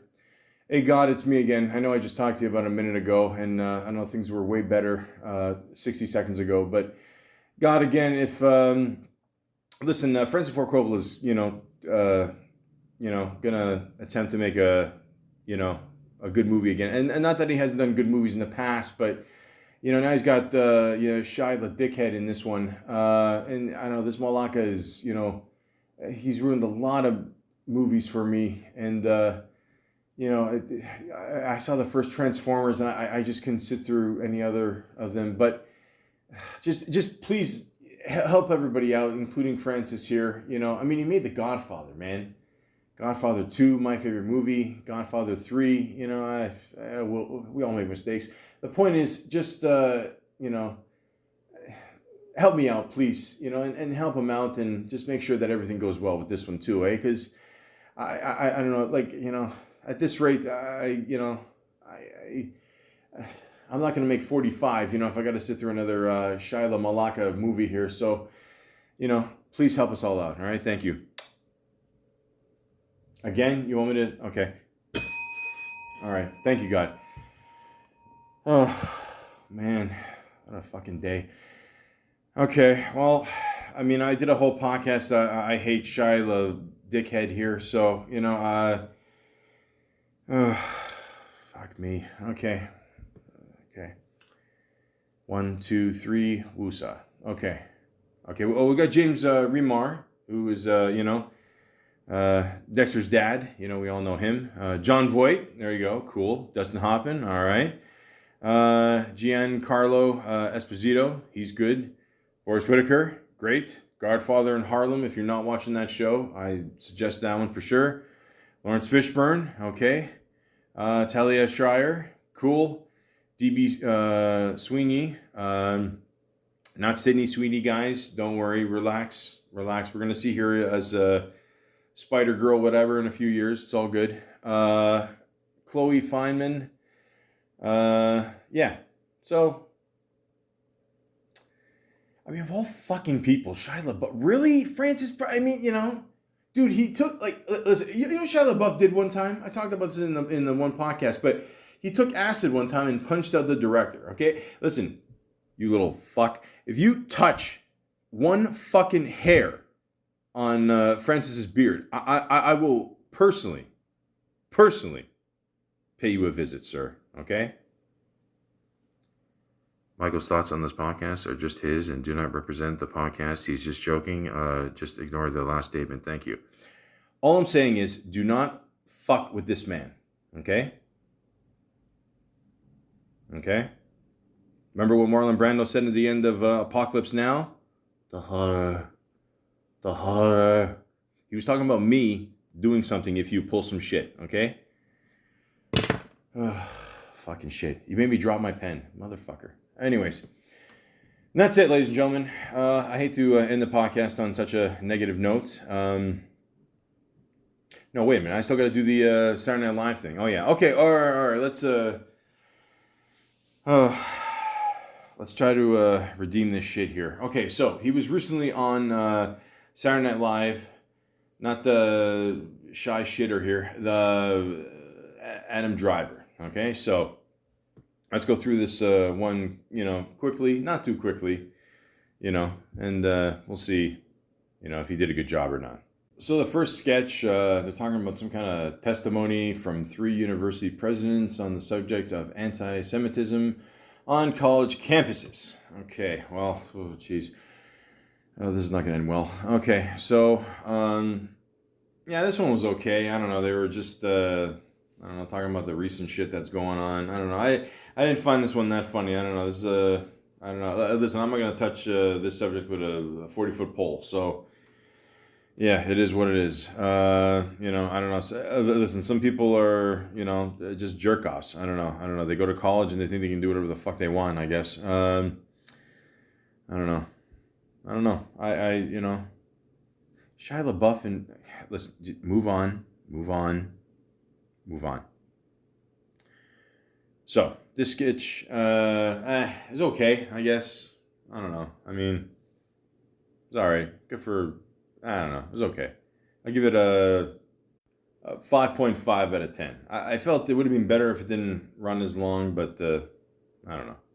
Musical guest is Olivia Rodrigo. I never heard of her, I'm not going to lie, but after this, I never will. And of course, you got the host, Adam Driver. And I don't know. I didn't know he could play the piano, and I don't know. He's kind of doing his best here, I guess. I don't know. If you want to see someone funny on Saturday Night Live with the piano there, good old Zach Galifianakis, okay? And no, I'm not just saying that because he's half Greek like me. I'm saying it because this was way funnier. This one, I don't know. I mean, he tried. I don't know. I'll give it a 5 out of 10. So the next sketch is, I don't know, a bunch of couples in a cabin somewhere. And they got the two gay guys here. They're trying to have a baby, but they're going to actually have a baby by actually having sex with each other. Which I honestly believe that I think there's actually couples out there that are actually trying to pull off this shit. I think that's what they're kind of making fun of. I mean, I thought it was okay. It was funny, back and forth. It was all right. Again, I think it went a little bit longer than it had to, but I can't picture a baby actually coming out of driver's ass, but the other one maybe. But I don't know. It was okay. But again, I think it ran too long. I give it a 6 out of 10. And then there's another sketch with I don't know, the one guy wants to, well, it's a digital short. They record the shit before, and then, I don't know, it just, it saves time and agita later. The one guy, he wants to catch up with a friend here. Now, here's the thing I didn't understand about this sketch. So he hasn't talked to this person in 15 years, right? Yet somehow he just goes on his phone and calls him. So why would he have his number for 15 years and not talk to him? Okay, I know I'm way overthinking this for an SNL sketch. I get it, but I don't know. It already throws me off. So then they find out the guy is, I guess he's a pedophile or something. And then at one point they made a Netflix documentary about him. It says watch season 1 now.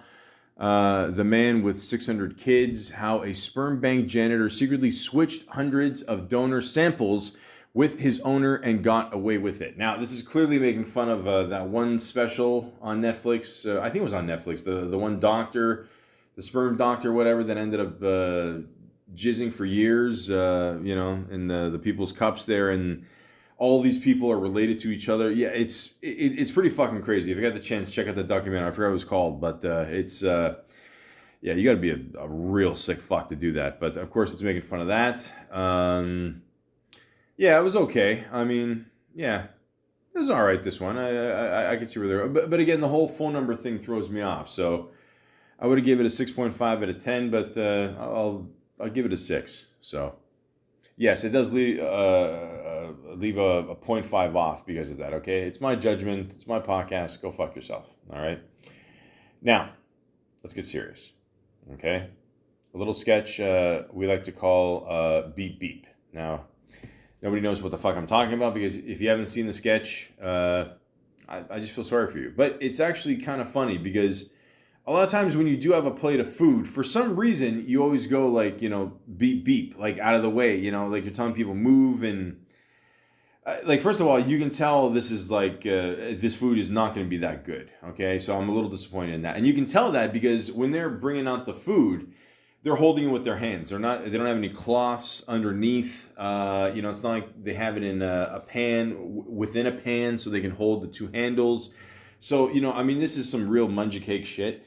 I don't care how bad that sounds. It's just the truth. I mean, it doesn't, it's not going to be good. It's just not. You can tell. But, so the whole thing is you got the two guys coming at the table at the same time, both saying beep, beep, and, they got a little fight going on here, threatening each other, making a bigger deal than it is. And then you got Kenan Ivory Thompson coming in there, he's been on the show since, I believe, 1989. And, he's getting his money. Listen, ride that shit out, man, because I heard in I don't know, a year or two or something, the show's over. Maybe, I don't know. That's what I heard. But we'll see.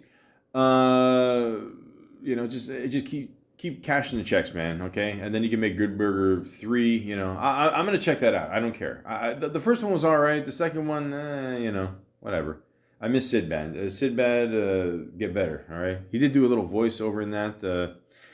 I watch way too many things. The point is, then he comes in and he does the whole beep beep thing, and then he lifts up his sweater and he's got a gun in his waist. Now, ladies and gentlemen, a black man with a gun on his waist, some jokes just write themselves, but overall, it was a decent little sketch. So I give it I can't give it a 7. I'll give it a 6.5 because it was a little creative. It was cute. It was all right. All right, who likes dick jokes? Okay, so this next sketch, they peel off, and listen, nobody likes, listen, if you give these as a present at Christmas time, like these stupid chocolate hollow Santa Clauses, it's the same shit that they give out at, like Easter or whatever, what bunnies have to do with Jesus, I have no idea, but all these candies or chocolates are fucking shit, they're horrible. I mean, even the tinfoil, is shit, like just everything about this gift is shit. Okay, worst case scenario, buy him a box of pot of gold, or if you got a couple extra bucks, a Ferrero Rocher, it's up to you, whatever, I mean, Dollarama has them cheaper, but it only comes in the 3-pack, and I don't know, maybe buy a bunch of them, put them in a nice box. I don't know. I can't figure out everything for you guys. But the point is, he peels it, from this, whatever, Shop TV, whatever. They're making fun of, I don't know, the shit that people used to watch in the 90s there, I don't know, where you buy the weird jewelry, and yet for some reason it costs like $8,000.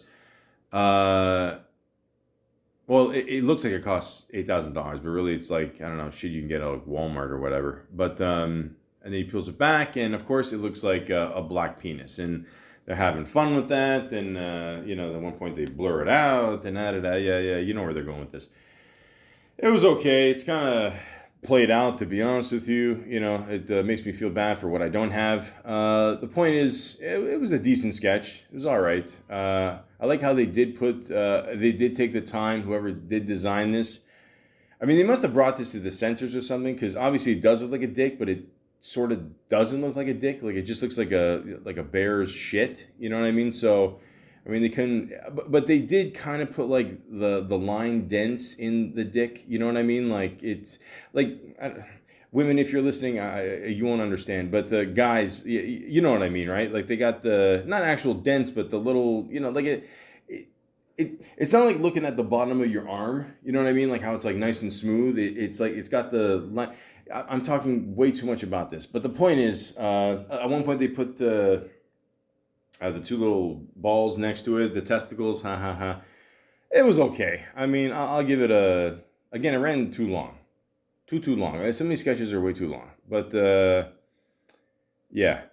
I give it a 6 out of 10. And you got the musical guest here. She's behind the piano. She does a way better job. Way better job. Then you got the news, which is always good. Always telling good jokes. Yeah.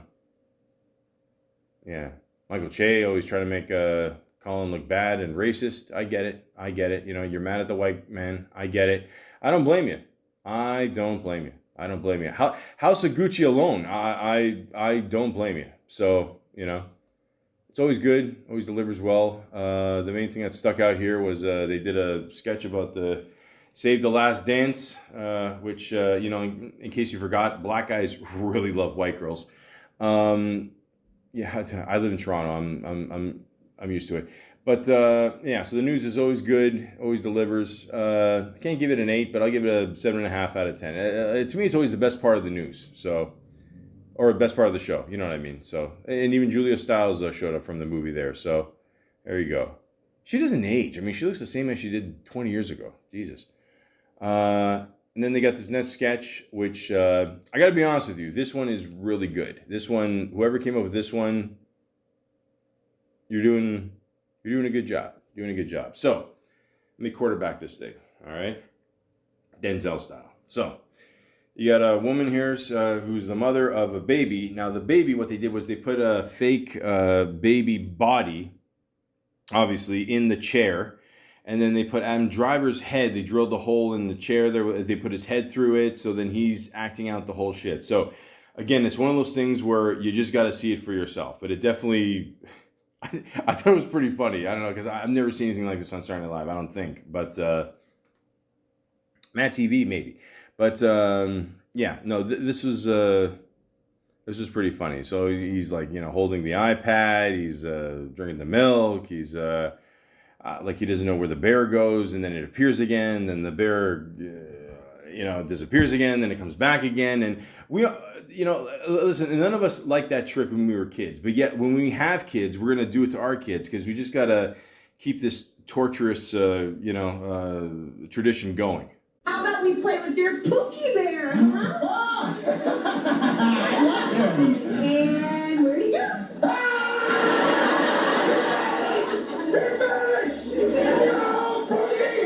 Oh, hey! Pookie has returned! Congratulations! I'm so crazy done! You killed him, you bitch! And once more, he has returned! Yes, I am aware this is an audio podcast and you cannot see the fucking gigantic head, but I suggest you look it up online. There's this website called YouTube. It's fucking great. I'm sure it's there, but yeah, it's pretty funny. So again, this is by far the funniest sketch of the night for sure. I can't give it an 8. I give it a 7.5 because creativity and all that shit. I thought it was pretty good. And it shows the musical guest again. She likes her desserts. I feel this is a waste of food. She's kind of just throwing it around. I don't appreciate this as a fat man. So I'm gonna I'm gonna give it a generous 1. Okay, so. Listen, I know a lot of people, don't eat as much as me, but this is no way to, treat food. Okay. And this looks like a custom job too. So I don't appreciate that. So the next sketch is, old people talking about TikTok pranks. And yes, we've all seen them on TikTok, how they just torture people in, Walmart, and it's always Walmart. Do you ever notice that? I mean, they must have. It must be okay to tape in Walmart. I mean, I don't know. I guess there's no law against that. If you see people being tortured and everything in the store is blue, then you know where you are. So, but yeah, who's that little? I don't know. I assume he's Spanish or whatever. He goes up to someone's ear. I'm telling you, if that fucker ever comes up to me, if Shia LaBeouf ever does that to me, I'm telling you that I'm gonna beat the shit out of both those fuckers. I don't care. I mean, but the point is, a lot of these people really show restraint. Forget it. And you always notice, for the most part, let's be honest, they always do it to old people. And you reach a certain age, you don't want to be bothered at a store. I get it. So I don't know. Maybe I should start my own security company and just literally hire people to protect them, like older people at Walmart. So if people ever do this shit, I mean, it's, there you go. Oh, I'm trademarking that, by the way, so nobody better steal my shit. Point is, I thought it was funny. It was all right. I give it a 6.5 out of 10. And then there was a sketch at the end here. This was funny too. What was it called? Tiny ass bag. And you know what, ladies and gentlemen, I'm not even gonna lie to you. I can't believe what people actually pay for purses. Now, I'm the type of person that I could work for a solid year and I could afford maybe half this purse. It's insane. I remember one time I worked at a mall downtown, close to was it Young and Bloor, Young and Bay? I don't know. A place that, like if you're in Toronto, you definitely don't want to be past 3 a.m. Anyways, I know, I'm talking bad about my city, but come on, we all know it's true, okay? Shut up. The point is, God, the city needs a lot of work. The point is, it had this one, store in there that literally, it almost looked like the background of this sketch. Like, they had these little ass purses. And I asked the guy, how much is, the very, very, very, very little one there? And he goes, oh, $1,300. I'm like, $1,300? Like, my wallet is bigger than this shit. Holy fuck, You know, and no offense to ladies out there, but you know, fuck it, I'm gonna buy you Wendy's, and you know, worst case scenario, I'm going home, I'm gonna jerk off. That's it. Like, it's not worth it. It's not worth it. But the sketch is funny. I liked it. The little, I like how the knapsack, they had just the two straps, and then they had like literally like the knapsack size was the size of like a fingernail. I thought that was funny. So this is a funny sketch. Everybody did a good job in this one. They had the singer show up there. She didn't ruin any more food. Don't worry, guys. That was funny. You know, I'll give it a 7 out of 10. And one thing I found out that you know, which was I can't believe I didn't find this out before, but they gave a shout out to Norman Lear. They showed his picture, and usually when they show a picture right before you know, the host says goodbye, you know, that means he or she died, and yeah, he died. And if you don't know who Norman Lear is, you're a bigger asshole than Shy Malaka there. This guy created fucking everything, okay, including one of my favorite shows of all time, All in the Family.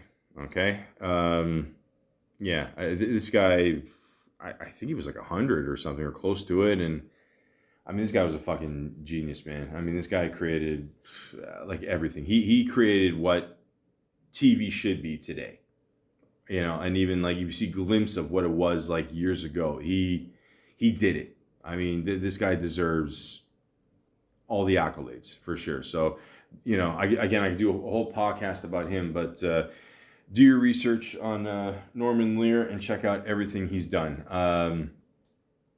I mean, rest in peace to him. He is fucking awesome. And now he's making probably some kick-ass television shows with God. So there you go. All right. And yeah, it's oh, they did show a funny picture of Adam Driver here. He's doing he's dressed up as a grape bunch there. Kind of looks like a Fruit of the Loom commercial. And that's it. He said, you know, goodbye. That's hosting for the second time, and there you go. Bada bing, bada boom. That's it. So, you know. Is it a memorable show? Not really. But the one sketch with the baby, definitely check that one out. Oh, by the way, I wanted to say that sketch, like at the end there, they kind of ruined it because they said, "Oh, put your baby on Baby Airlines." I would have just ended it right there. Like they didn't need to put that extra shit on there. That's just me. Maybe I'm nitpicking, whatever. But can you say nitpicking anymore? Or I just did. The point is, listen, Adam Driver's done a lot of shit for a guy that. Literally, let's just be honest. He could have went overseas, and we would never would have heard of this guy. Okay, they got a picture of his him in the uniform on Wikipedia here, you know, and he does have big ears. I'm not gonna lie. I mean, that is those are some Welsh ears for sure. But you know, but the point is, I mean, this guy, you know, he could have died overseas instead of doing all this shit. So I mean, this guy's had an awesome life so far, and. You know, he's gonna do Heat 2, and he's gonna work with one of the best directors of all time and one of the biggest assholes of all time. But despite that, okay, I don't want him becoming a Malaka. Okay, that's my job. Okay, I just want him to stay Adam Driver. My thanks to Olivia Rodrigo.